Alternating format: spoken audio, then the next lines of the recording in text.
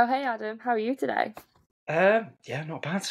Been busy, but I'm still awake, so that's always a bonus. And for the international viewers, that is a typical British answer. For the Americans, because I am actually in America at the moment, he's actually doing fantastic. He's doing great today. That is the We're just naturally, equivalent. yeah, we're just naturally positive. That's all it is. So we've actually known each other a long time, haven't we? I always like to. Well, I believe, we must have met in about 2013, 2012. So getting on, wow, 10 years. Yeah, Oh my god. Where did that time go? it flies by. Like I said, I know Charlie is the brownie lady, which I know she's an old adaptation of one of your old businesses. It's been a long time. Yeah, for people who may not know, because a lot of people don't actually know, I started the world of marketing in the world of food, and when paleo was a thing, and when I still believe in this actually, I've been able to have really super delicious, tasty food that is made from really healthy, natural ingredients, and that was my brownie, which it's actually a really good brownie. I sometimes still make it and still eat it because it's a good recipe.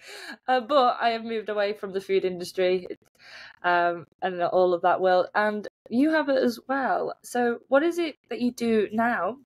Well, And why do you? I think when you first come saw me, I was working had a meal preparation company called Mean Clean and Lean, which I still kind of keep the name. But I now obviously I then went into personal training. Mainly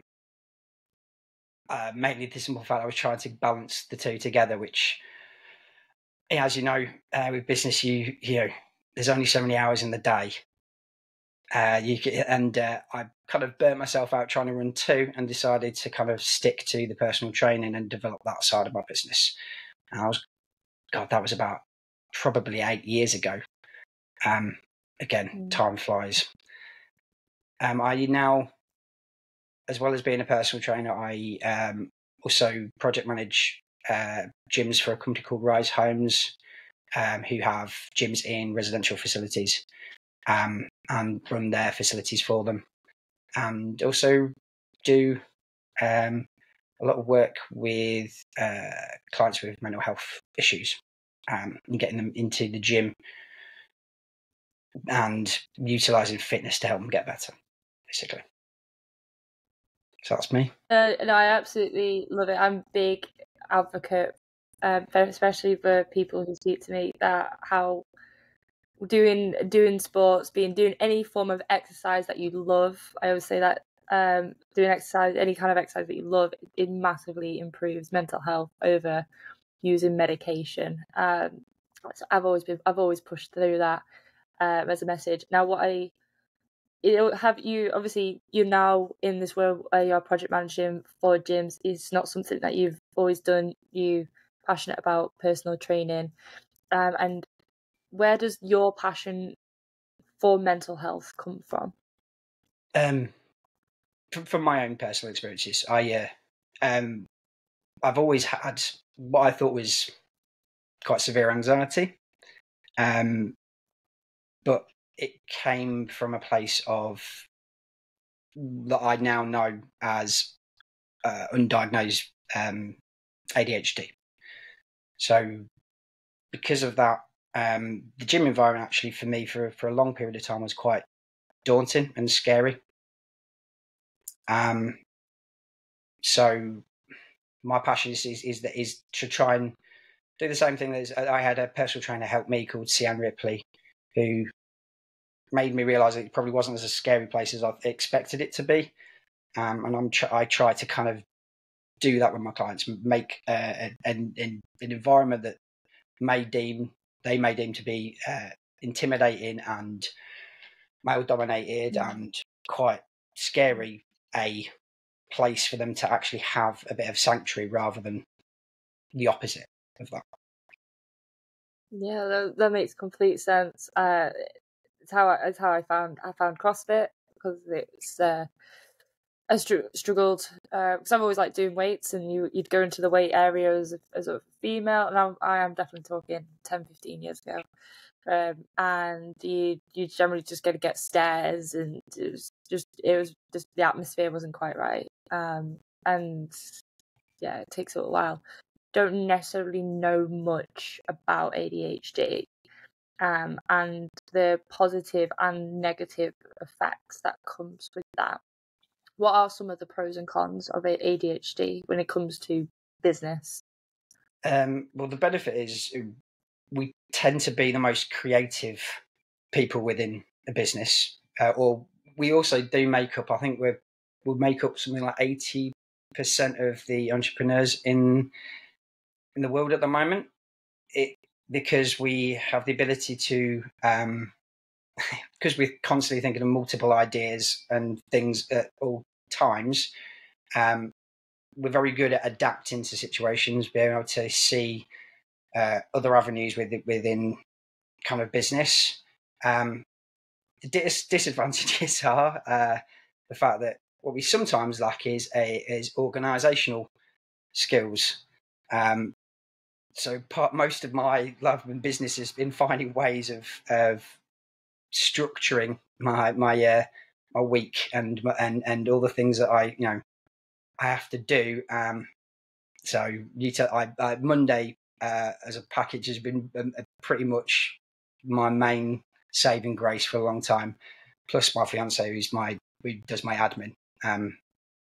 Without her, I'd probably forget every meeting, including this one that I nearly forgot because I was 10 minutes late for. So that's a disadvantage of ADHD. But we're also massively focused as well and get hyper focused on things. So if we are interested in something, we will doggedly attack it until we've achieved what we believe to be the end point, which never exists. No, it is there again because it's that hyper focus on that one subject that you to be really kind of experts, you need to be able to have that and do that. And if somebody is diagnosed or undiagnosed, or feel like they may or may not have ADHD, what sort of your top tips for them in being self-employed? The key is using systems that are designed for you, because the reality is everyone always says get a diary, put everything in Google Calendar, and that's great. But the problem with people with ADHD is they can forget within about 30 seconds of someone telling them something. So something along the lines of, like I said, Monday, which allows you to set kind of tasks that are then ticked off. It also allows you to basically put everything into kind of folders so that you're not overwhelmed by a big mass of information. Another one is, if I'm truly honest, and if you have the ability, luckily like myself, is to get someone else to do your scheduling for you, so that you don't have to deal with that side, and you can focus on your strengths. And in my case, it will be sales, marketing, and the actual training itself. Because if you know your strengths and you know your weaknesses, and you have the opportunity just to focus on your strengths, allow your weaknesses to be carried by someone else. Absolutely. As a very succinct advice, we always think, we have to keep improving our weaknesses, and I think to an extent we do have to address and make sure that they are getting better, but they don't have to be then the full 100% of our time. We can spend the majority of the time improving our strengths if we can delegate more of those weaknesses away. So I think that's a brilliant piece of recommendation. Now, when was there a time where it was just an absolute fail, let's say, it felt like a fail, but actually was like a blessing in disguise? It's be difficult to pick just one. There's been several times over the past 7 years. I have the blurring of a personal success blending into a business fail is the first time would be I was in a not particularly great relationship. So to save myself personally, I left, which put me into financial difficulties and put my business into financial difficulties. I was at one point sleeping in my car for 3 weeks until I managed to have a friend who technically let me sleep in their summer house for a bit, and then I was referred to as their gnome at the bottom of the garden, because I was there for 6 months until I could get a deposit to get myself a new place. So that was a personal success in terms of I got away from a situation. If I'm honest, probably was deteriorating my business anyway due to emotionally and mentally draining. Incredibly toxic environment, we could say. Yeah, it was a toxic environment that basically it took me a long time to break away from that. So for a lot of the time, I was very dependent on myself anyway. And kind of the situation I'm in now is where I have a partner who's very much within my business, and realizing actually sharing actually the business, which is quite a nice thing. And also, as I pointed out, I then learned to basically not hold on to everything and pass stuff over, because I think that's a lot of the problem with business anyways. People try to hang on to far too much themselves and not pass it over to people that are better equipped. So that was probably one of my big changes.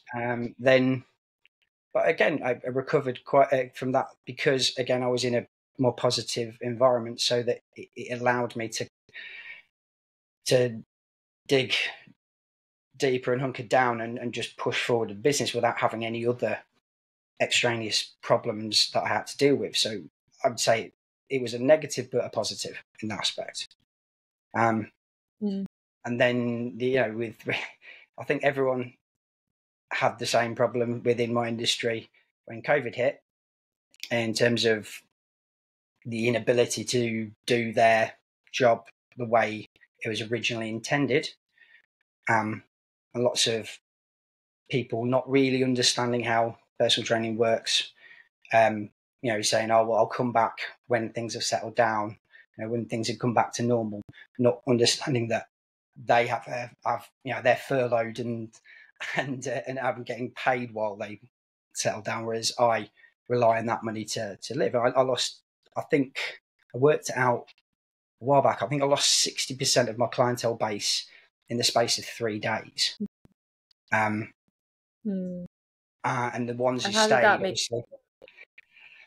I don't know if I'm northern, so I do swear a lot. So I'm sorry if cuss words as international it made me feel a bit shit and a bit scared, if I'm honest, because I at the time had no idea how I was going to get any sort of money coming back. But again, the benefit of the ADHD is I'm pretty good at thinking of inventive ways. So after I'd cried for about 2 days, dealing with the loss of what I thought was my original company. It is a grieving process. People don't say that enough. When you obviously losing a personal partner or a friendship or a series of clients or a project, we can scale this in different and say it in different ways, but you have to go through a grieving process.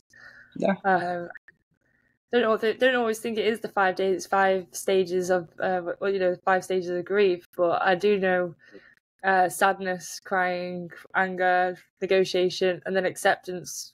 You generally do go in that kind of order.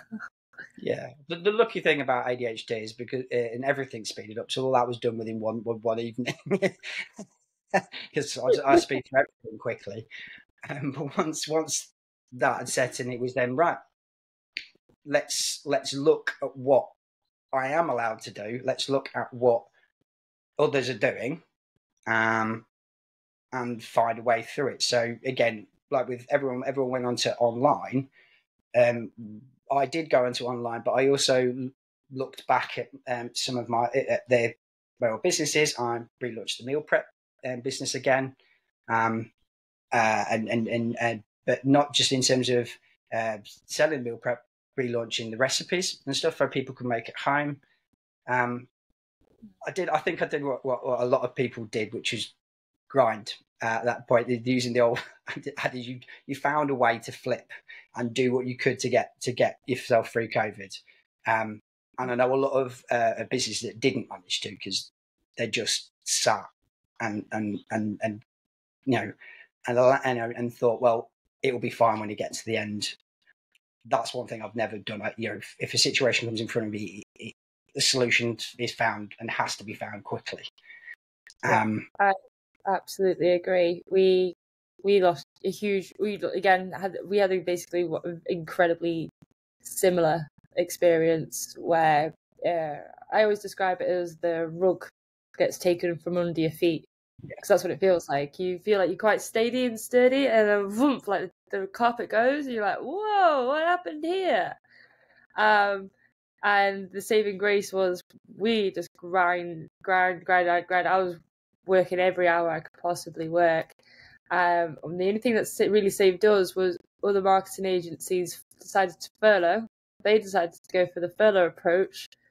There was some clients that still needed marketing, because depending on what industry they're in, like an accountancy, for example, we just took all of their work, essentially, because we were just like, well, we're still open for business and we're still doing stuff.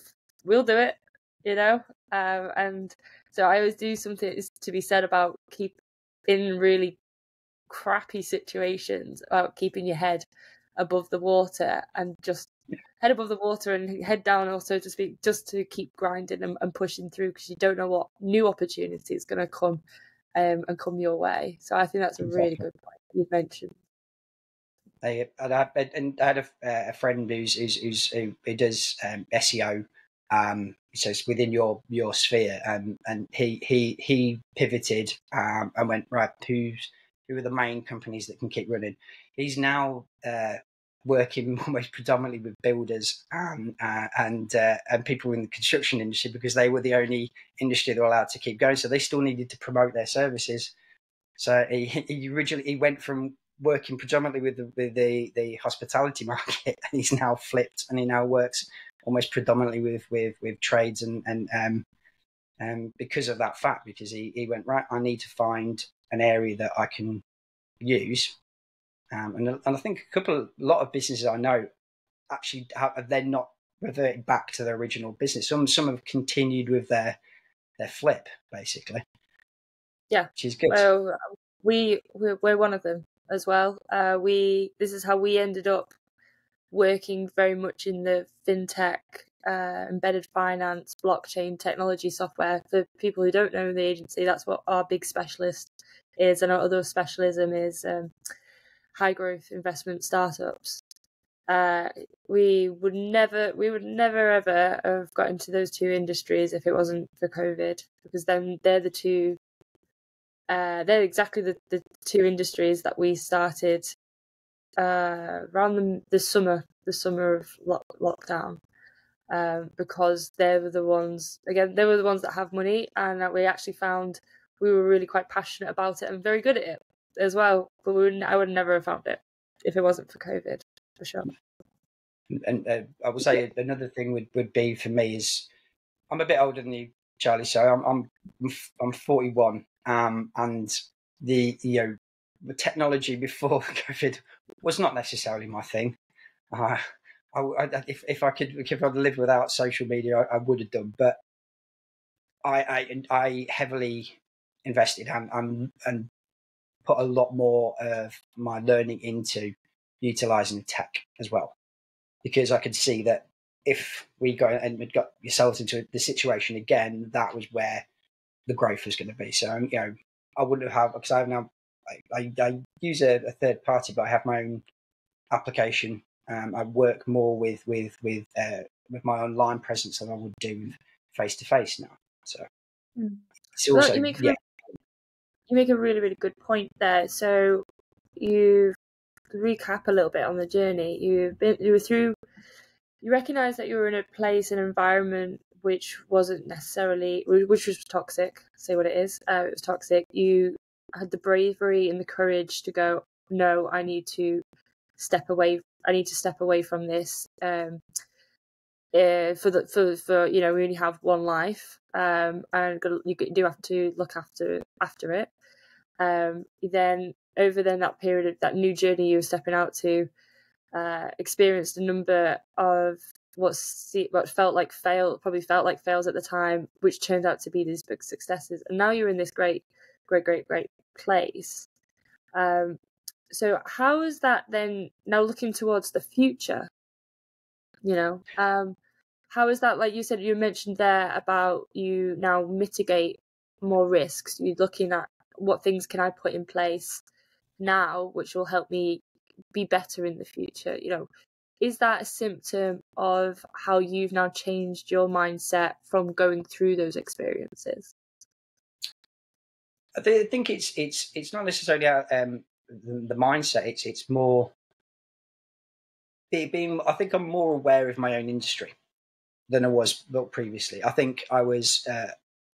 I saw my industry as a route one, which was, market, attain client, attain another client, market for more clients, and just and it was a cyclical process. But then realizing if it was in a situation where that wasn't a model I could run with, was then making me think, well, I need to then find other ways in which I can use my skill set to gain market share. I think if I'm honest, for me it was just more realizing that there's many more ways which you can use the fitness industry than the route one thinking I think a lot of personal trainers use. And you have the kind of the outliers like the James Smiths and the kind of the 0.01% of every industry. The one name that we all know in each industry, like the Alex Hormozis, the James Smiths, the Simon Sinets. I could go on. And again, like you said, they're outliers. They're people who've looked at an industry and said, well, this can't be the only way you do it. There has to be another model, and then found their route.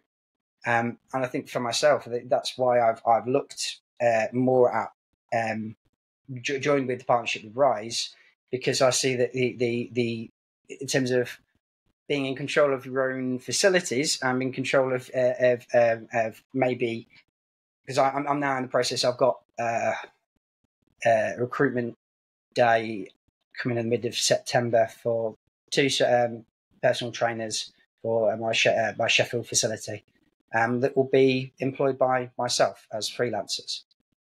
So instead of me being the personal trainer, I am the manager of personal trainers, a route one thinker, and finding ways in which I can involve myself in all the steps of the process. But yeah, that's. I love to summarize that notion, because I think that is a very beautiful and a good place for a lot of people to start. If you're in a situation where you go, hey, I know I'm passionate about, let's say, X mental health or X fitness, for example, I can see, and you're looking at everybody else and going, well, I don't fancy being a personal trainer. And for my instance, I'll do my own example. I'm very passionate about CrossFit, and typically a lot of people who are passionate about CrossFit become CrossFit coaches. I'm a coach in marketing, so it doesn't necessarily want to do more coaching in another industry. So I was like, that doesn't feel, it never felt right for me.